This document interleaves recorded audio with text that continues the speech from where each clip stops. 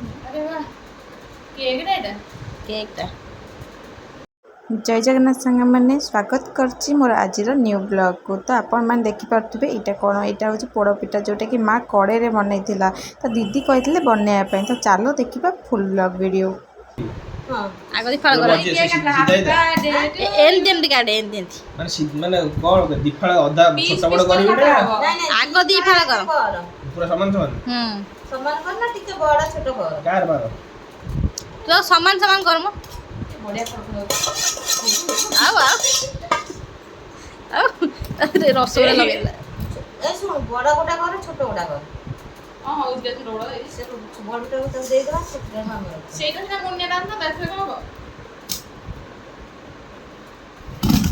टिके ना पूरा दा देन हबनी पूरा हो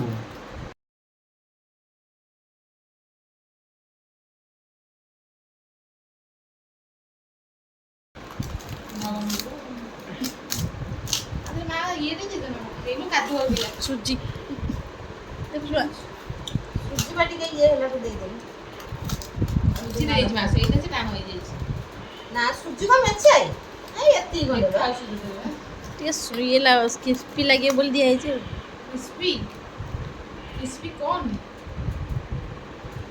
ओह नो हां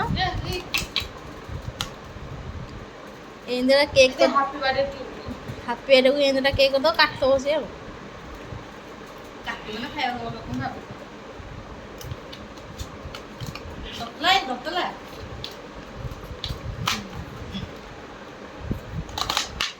पासी बोलो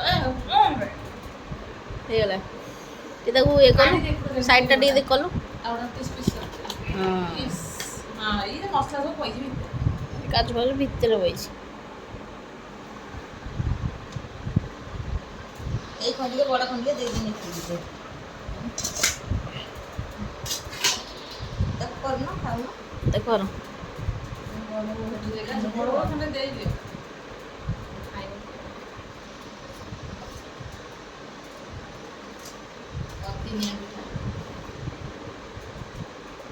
सीजन टाइम में भलो आसे अब सीजन में आसे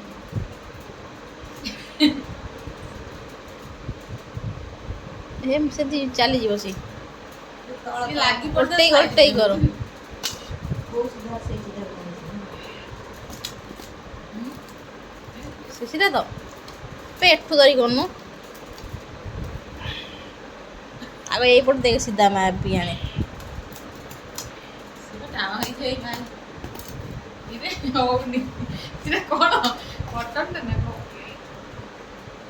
तोड़ दे बड़ी बड़ी सीधे ये अलग आई जो हे काट तुम से ना ये आई जो तो चमड़ा चमड़ अलग आई जो अलग आई जो फल संग नांगी रहिबो अबे रो खळ लगा जीव ये पोड़ा अलग आई जो ये अलग आई ये कट्टी बन पोड़ा दे छेनी माटी लाग मुको करी सेपड़ नोडा एथर का रा रा काटले हो पकड़ सीधा आई सुन तो अब सेपड़ पनीर काट दो ठीक खाइले लग रहा है ओ सी खाइले ये भांगी में सब गुंड कर दो टमाटर का दो मु तो तो देखिपे एमाने समस्ते बाड़ा बाड़ी हो गले केमी काटे बोली एक्चुअली माँ ए सुजी दे टे क्रिस्पी हम बोली किंतु क्रिस्पी हवा बदल में सी टाण हो किंतु टेस्ट तो बहुत भल था काटिक आम खाईलु किंतु तार वीडियो मुझे बनवाक भूली जाइए किंतु काटला बेले वीडियो तो मुझे बनई से वीडियोटा आपण अपलोड कर तो बहुत भल था टेस्टी था कि टिके टाण हो जाता ताकू आम खाईलु गोटे पीस आउ गोटे पीस आम दीदी घर को लेकिन आसलु माँ देता तो दीदी घर को आम आसलु खराब टाइम माँ को सकाल टाइम बनई तो देखिए तो दीदी घर आम आसिक बस खाଇବା स्टार्ट करदेलुनि दीदी आम बड़ दीदी घर यहाँ तो बड़ दीदी घर को आम नहीं आसलु पिठा तो दीदी आमको खाया आम बनई बहुत टेस्टी खाଇବା तो देखो तो बस बस तार खाଇବା स्टार्ट करदेलानी मुझे तार वीडियो बनाऊँगी सी कि मो अपेक्षा भी करूनी तार खाଇବା स्टार्ट करदेलानी तो एत सारा खाଇବା देखिए सी पूरा खुशी तार फेवरेट आलू चटना शाग भजा माने सी आउ किसी रही ना सागे सागे खाଇବା स्टार्ट पूरा ତ ସେ ତାର ଖାଇବା ପୁରା ଷ୍ଟାର୍ଟ କରିକି ଖାଇ ଚାଲିଲାନି ଆଉ ମୁଁ ମୋର ତାକୁ ଭିଡ଼ିଓ ବନେଇ ବନେଇ ଥକିଗଲିଣି। ମୁଁ ଆଉ ଭିଡ଼ିଓ ବନେଇବନି, ମୁଁ ଯାଉଛି ମୋର ଖାଇବି। ତ ମୁଁ ଖାଇବା ଷ୍ଟାର୍ଟ କରିଛି ଏବେ। ତ ଦିଦି ଆମ ପାଇଁ ବନେଇଥିଲେ ସଜ ପଖାଳ, ତା ସହିତ ଆଳୁ ଚଟନା।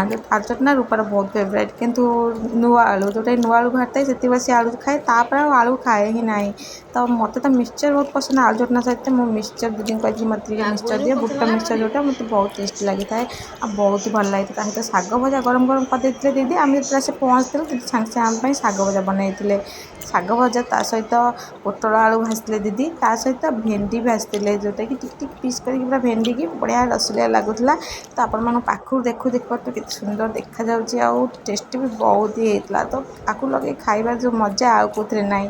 ତ ଆପଣମାନେ ସାଧା ଖାଇବାକୁ ଯଦି ଭଲ ପାଉଥିବେ ତ ନିଶ୍ଚୟ ଜାଣିଥିବେ ଏଇସବୁ ଜିନିଷ ଖାଇବାରେ କେତେ ମଜା ଆସିଯାଇଥାଏ। ତ ତାପରେ ଆମେ ଖାଇବା ଭିତରେ ଜିଜୁ ଆମ ପାଇଁ ବନେଇ ନେଇ ଆସିଥିଲେ, ଯିଏକି ବୁଲୁ ଭାଇନା ଆମର ବଡ଼ ଭାଇନା। ତ ସେ ଆମ ପାଇଁ ବନେଇକି ନେଇ ଆସିଥିଲେ, ଦେଖିପାରୁଥିବେ ବଢ଼ିଆ ସେ କାକରସଲାଡ଼ କେତେ ସୁନ୍ଦର କରି ସାଇଜ୍ ସାଇଜ୍ କରି କାଟିଛନ୍ତି, ଯେମିତି ବ୍ଲଗର ମାନେ ଖାଆନ୍ତି କାଟିକିନି ସେଇ ଟାଇପ୍ର। ରୂପା ଦେଖିକି ସିଏ କ'ଣ କରିଥିଲା ନା ବ୍ଲଗର ଭଳିଆ ଖାଇଥିଲା। ତ ଚାଲ ଦେଖିବା ପୁରା ବ୍ଲଗ ଭିଡ଼ିଓ ରୂପା କେମିତି କମେଡ଼ି କରି ଖାଉଛି।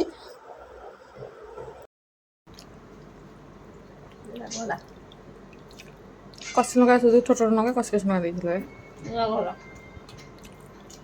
କୌଣସି ଲଙ୍କା ଜୀବନ ନଥିଲା। ଦେଖ ବଢ଼ିଆ ଖୋଲୁଛି।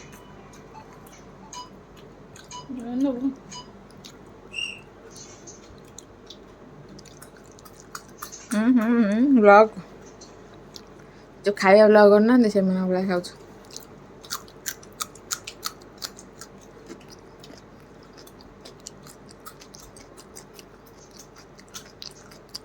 ଗଣେଶକୁ ତୋ ପାଇଁ ଏମିତି କାଟିଦେବ, ତୁ ଭିଡ଼ିଓ କରିବୁ ହେଲା, ଘରେ ସବୁ ତୁ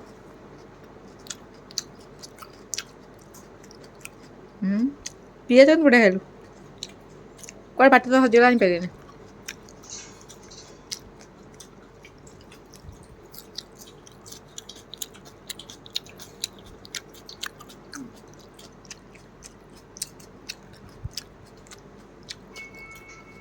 ଖାଇବା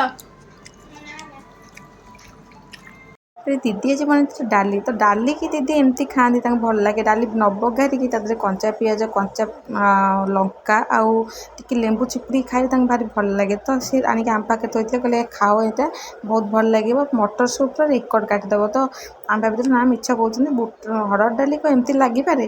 ତ ଦେଖିଲା ସତ କଥା ବହୁତ ଟେଷ୍ଟି ହେଇଥିଲା। ତ ମୁଁ ଖାଇକି ବହୁତ ପୁରା ଖୁସି ହେଇଥିଲି। ମୋତେ ହାପୁଡ଼ିକି ଖାଇ ଆସେନି, କିନ୍ତୁ ରୂପା ପୁରା ପିଇ ଦେଇଥିଲା ତାକୁ। ଆଉ ଆପଣମାନେ ଯଦି ବ୍ଲଗ୍ ଭିଡ଼ିଓଟି ଭଲ ଲାଗେ ତ ଲାଇକ୍ କରିନେବେ, କମେଣ୍ଟ କରିବେ ଆଉ ସେୟାର କରିବା ଜମା ବି ଭୁଲିବେନି। ରହୁଛି, ଜୟ ଜଗନ୍ନାଥ।